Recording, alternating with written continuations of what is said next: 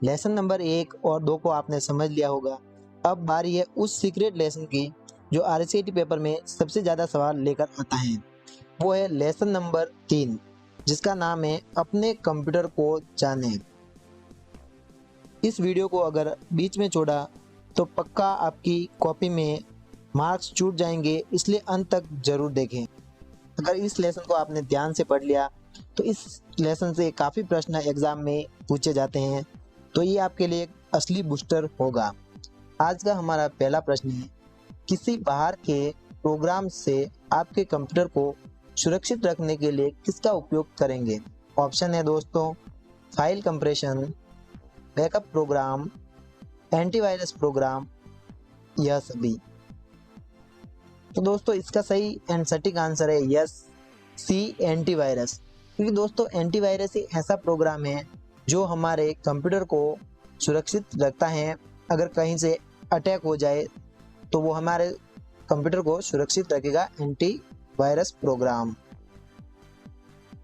प्रश्न नंबर 2 है, कॉलेज और विश्वविद्यालय में विद्यार्थियों की पहचान के लिए किस कार्ड का प्रयोग किया जाता है? तो दोस्तों इसके लिए क्या होता है, आपका स्मार्ट कार्ड होता है। क्या होता है दोस्तों? Smart card. क्योंकि कॉलेज और विश्वविद्यालय में विद्यार्थियों की पहचान के लिए भी स्मार्ट कार्ड का उपयोग किया जाता है। प्रश्न नंबर 3 है, ये भी काफ़ी इम्पोर्टेंट है, ऐसी तकनीकी जो कंप्यूटर को मनुष्य की तरह काम करने में सक्षम बनाती हैं। ऑप्शन देख लेते हैं दोस्तों। ए है वर्चुअल रियलिटी, बी रोबोटिक्स, सी आर्टिफिशियल इंटेलिजेंस या डी ऊपर के सभी। तो दोस्तों इसका सही एंड सटीक आंसर है आर्टिफिशियल इंटेलिजेंस। दोस्तों ये एक ऐसी तकनीकी है जो अभी जो हमारे कंप्यूटर हैं उनको मनुष्य की तरह काम करने में सक्षम बनाती हैं, जिससे कि कंप्यूटर को थोड़ी सोचने समझने की शक्ति मिल सके। प्रश्न नंबर 4 है, आपके कंप्यूटर में विभिन्न नेटवर्क कनेक्शन सेट करने के लिए आप किसका उपयोग करेंगे? ऑप्शन देख लेते हैं दोस्तों। ए है माई कंप्यूटर, तो सॉरी दोस्तों, ए है माई नेटवर्क, बी है माई कंप्यूटर, सी नेटवर्क तथा शेयरिंग सेंटर या डी उपरोक्त सभी। तो यस दोस्तों, जिन्होंने भी सी ऑप्शन सोचा आपका सही है, क्योंकि नेटवर्क तथा शेयरिंग सेंटर से भी नेटवर्क कनेक्शन सेट कर सकते हैं। तो ये एक कंप्यूटर के लिए नेटवर्क सेट करने के लिए ऑप्शन होता है। अगला प्रश्न है, एक कोडिंग संरचना जिसमें अक्षर एक समानांतर सलाखों की श्रृंखला से प्रतिनिधित्व करते हैं। ऑप्शन देख लेते दोस्तों। ए मेनू बार, बी संख्यात्मक बार, सी बार कोड या डी इनमें से कोई नहीं। तो दोस्तों इसका सही आंसर है वो है ऑप्शन सी बार कोड। क्योंकि दोस्तों जो बार कोड होता है वो क्या लंबा होता है और उसमें जैसे सलाखें होती हैं जेल की, वैसे लंबी लंबी दायरियाँ होती हैं, कुछ पतली कुछ जाड़ी। तो वो एक कोडिंग संरचना होती है जिसे हम बार कोड कहते हैं।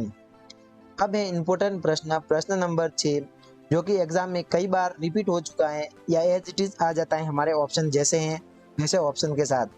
कंप्यूटर का बुद्धिमत्ता स्तर IQ होता है। दोस्तों आपको कंप्यूटर का IQ बताना है कितना होता है। वैसे हमने पिछले लेसन नंबर 1 और 2 के वीडियो में ये बात हमने बताई थी।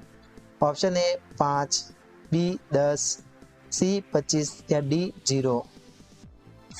दोस्तों इसका सही आंसर है डी 0, क्योंकि कंप्यूटर का जो IQ लेवल होता है वो 0 होता है।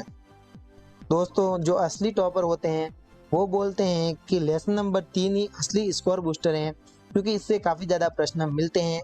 इसलिए आज का हमारा प्रश्न नंबर 7 है, एक कंटेनर जैसा होता है जिसमें फाइलों को स्टोर किया जाता है।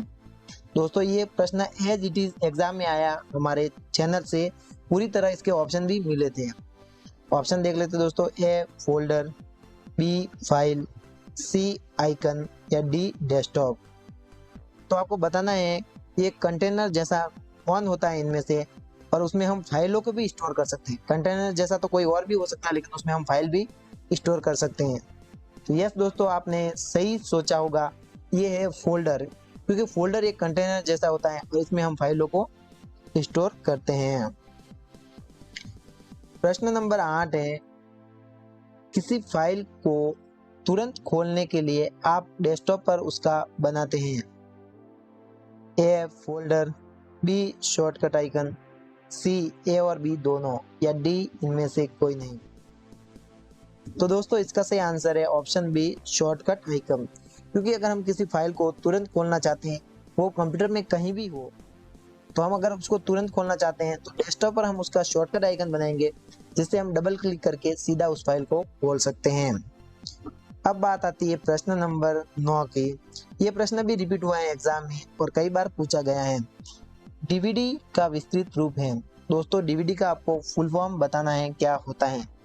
ऑप्शन है हमारे डिजिटल वर्सटाइल डिस्क, बी है डिजिटल वीडियो डिस्क, सी है डिजिटल वीडियो डेफिनेशन, या डी ए और बी दोनों। तो दोस्तों इसका सही आंसर ऑप्शन डी ए और बी दोनों है, क्योंकि दोस्तों जो डीवीडी होती है उसे डिजिटल वर्सटाइल डिस्क या डिजिटल वीडियो डिस्क दोनों कहा जाता है, इसलिए इसका सही आंसर डी होगा। प्रश्न नंबर 10 है, एक कंप्यूटर की भाषा जो 0 और 1 संख्याओं की मदद से लिखा जाता है क्या कहलाता है। ऑप्शन देख लेते हैं दोस्तों। Top level language, machine level language, assembly language, या ये सभी। तो दोस्तों उसे हम बोलते हैं मशीन लेवल लैंग्वेज, बी इसका सही आंसर है, क्योंकि जो कंप्यूटर की भाषा होती है जिसमें 0 और 1 संख्याओं की मदद से लिखा जाता है, भाषा का मतलब लैंग्वेज ही होता है। तो दोस्तों उस प्रकार की भाषा जो 0 और 1 की संख्या की मदद से लिखेंगे उसे मशीन लेवल लैंग्वेज कहा जाता है। प्रश्न नंबर 11 है, इनमें से कौन सा बटन टाइटल बार पर उपस्थिति नहीं होता है। ऑप्शन है दोस्तों मिनिमाइज, मैक्सिमाइज, क्लोज और स्टार्ट। तो दोस्तों जो ऊपर पट्टी दिखती है इस कंप्यूटर स्क्रीन के ऊपर, उसको क्या बोलते हैं हम, टाइटल बार। तो दोस्तों टाइटल बार में आपका मिनिमाइज होता है, मैक्सिमाइज होता है और क्लोज होता है, लेकिन कौन सा उपस्थित नहीं होता, तो वो है दोस्तों आपका स्टार्ट बटन। प्रश्न नंबर 12 है, एक कंप्यूटर को चालू करने की प्रक्रिया क्या कहलाती है। ऑप्शन देख लेते हैं दोस्तों। स्टार्टिंग, टर्न ऑन, बूटिंग, उपरोक्त में से सभी। तो दोस्तों इसका सही आंसर है ऑप्शन सी बूटिंग, क्योंकि कंप्यूटर को ऑन करने की प्रक्रिया को बूटिंग के नाम से जाना जाता है। प्रश्न नंबर 13 है, कंप्यूटर स्क्रीन के सबसे निचले हिस्से पर एक बार लंबी लाइन दिखाई देती है, उसे क्या कहा जाता है। ऑप्शन देख लेते तो टास्क बार, टाइटल बार, मेनू बार या स्पेस बार। तो दोस्तों टाइटल बार तो ऊपर होता है, लेकिन जो नीचे होता है, जैसे ये नीचे दिख रहा है आप, ये क्या होता है आपका टास्क बार होता है। तो नीचे जो स्क्रीन पर लाइन दिखाई देती है उसको टास्क बार कहा जाता है। प्रश्न नंबर 14 है, किसका उपयोग बड़े व जटिल टेक्स्ट डॉक्यूमेंट बनाने में किया जाता है। ऑप्शन है दोस्तों notepad, word pad, text pad या कैलकुलेटर। दोस्तों वर्ड पैड का उपयोग हम बड़े और जटिल टेक्स्ट डॉक्यूमेंट बनाने के लिए करते हैं। अब है प्रश्न नंबर 15, फोल्डर सिस्टम को भी कहा जाता है। ऑप्शन है हमारे documentary system, directory system, folder list और डायरेक्टरी लिस्ट। दोस्तों इसको डायरेक्टरी सिस्टम भी कहा जाता है, फोल्डर सिस्टम को डायरेक्टरी सिस्टम भी कहा जाता है, तो ये इसका सही आंसर है। प्रश्न नंबर 16 है, निम्न में से कौन सा एक यूटिलिटी प्रोग्राम का उदाहरण है।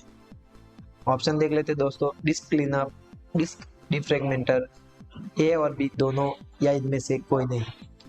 तो दोस्तों इसका सही आंसर है डिस्क क्लीनअप और डिस्क डिफ्रेगमेंटर, क्योंकि दोस्तों डिस्क क्लीनअप और डिस्क डिफ्रेगमेंटर दोनों ही यूटिलिटी प्रोग्राम है, इसलिए इसका सही आंसर है ऑप्शन सी ए और बी दोनों। प्रश्न नंबर 17 है, नोटपैड का उपयोग करके किया गया डॉक्यूमेंट किस एक्सटेंशन के साथ सेव होता है। हमारा ऑप्शन है TXT, JPG, PNG, इन सभी में।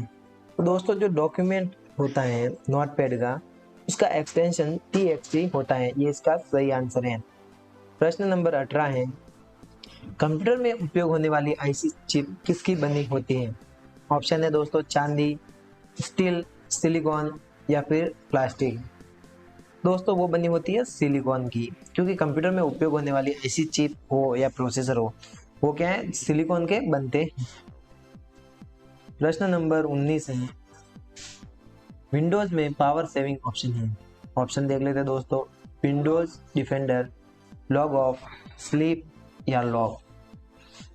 तो दोस्तों विंडोज में जो पावर सेविंग ऑप्शन है वो स्लीप होता है। प्रश्न नंबर 20 है, यूजर के बारे में सूचना संग्रहित करने वाली फाइल क्या कहलाती है। ऑप्शन है दोस्तों, web file, web template, simple file या कुकीज। तो दोस्तों इसका सही आंसर है कुकीज, क्योंकि दोस्तों यूजर के बारे में सूचना संग्रहित करने वाली फाइल को कुकीज कहा जाता है। प्रश्न नंबर 21 है, ऑपरेटिंग सिस्टम जब एक साथ एक से अधिक प्रोग्राम पर कार्य करते हैं तो क्या कहलाता है। ऑप्शन है दोस्तों, multitasking, multimedia, burning, multi operating. तो दोस्तों इस प्रकार का ऑपरेटिंग सिस्टम होगा उसे मल्टीटास्किंग कहा जाता है, क्योंकि दोस्तों अगर कोई ऐसा ऑपरेटिंग सिस्टम है, ऑपरेटिंग सिस्टम को शॉर्ट में ओएस कहा जाता है, तो दोस्तों कोई ऐसा ओएस है जो एक साथ दो प्रोग्राम पर या दो से अधिक प्रोग्राम पर कार्य करता है, तो वो क्या होता है, मल्टीटास्किंग ऑपरेटिंग सिस्टम होता है, इसलिए उसे मल्टीटास्किंग कहा जाता है। प्रश्न नंबर 22 है, CD-RW डिस्क का मतलब क्या है। दोस्तों मैंने CD का फुल फॉर्म आपको बता दिया, RW का होता है, क्या होगा दोस्तों, वो हो जाएगा आपका री राइटेबल। तो इसका सही आंसर है CD री राइटेबल। प्रश्न नंबर 23 है, CD-ROM का मतलब क्या है। दोस्तों CD का मतलब है कॉम्पैक्ट डिस्क, दोनों में कॉम्पैक्ट डिस्क है प्रश्न में। रोम का मतलब होता है रीड ओनली मेमोरी, तो ये ऑप्शन गलत है क्योंकि इसमें ऑन लिखा है, रीड ओनली मेमोरी वाला सही आंसर है इसका। प्रश्न नंबर 24 है, कंप्यूटर किस मेमोरी में बार बार उपयोग में ली जाने वाली सूचनाओं को संग्रहित करता है। ऑप्शन है दोस्तों, मुख्य मेमोरी, कैश मेमोरी, रैम और रोम। दोस्तों इसका सही आंसर है कैश मेमोरी, क्योंकि दोस्तों कंप्यूटर में जो सूचनाएं बार बार उपयोग में ली जाती हैं प्रोसेसर द्वारा, उसको वो कैश मेमोरी में स्टोर करता है। अब दोस्तों आप बोलोगे रोम में या रैम में क्यों नहीं करता। रोम सबसे स्लो मेमोरी है और रैम होती ये तेज है, लेकिन कैश मेमोरी से स्लो है, और कैश मेमोरी हमारी सबसे महंगी और सबसे तेज मेमोरी है। मान लिया जाए कि सीपीयू एक वीडियो एडिटिंग का काम कर रहा है, तो वो क्या करेगा, बहुत सारी प्रोसेस को बहुत स्पीड से करता है। उन प्रोसेस को सेव करने के लिए रैम उसका उपयोग नहीं किया जा सकता, क्योंकि रैम इतनी तेज नहीं है कि उन प्रोसेस को संभाल सके, इसलिए उनको कैश मेमोरी को दिया जाता है। कैश मेमोरी उन चीजों को, रैम को अलग अलग भागों में डिवाइड करके देती है ताकि कंप्यूटर की स्पीड तेज हो सके। अगर सीपीयू की स्पीड के साथ कोई मेमोरी कार्य नहीं करेगी तो उस कंप्यूटर की स्पीड स्लो हो जाती है, इसलिए कैश मेमोरी का उपयोग किया जाता है।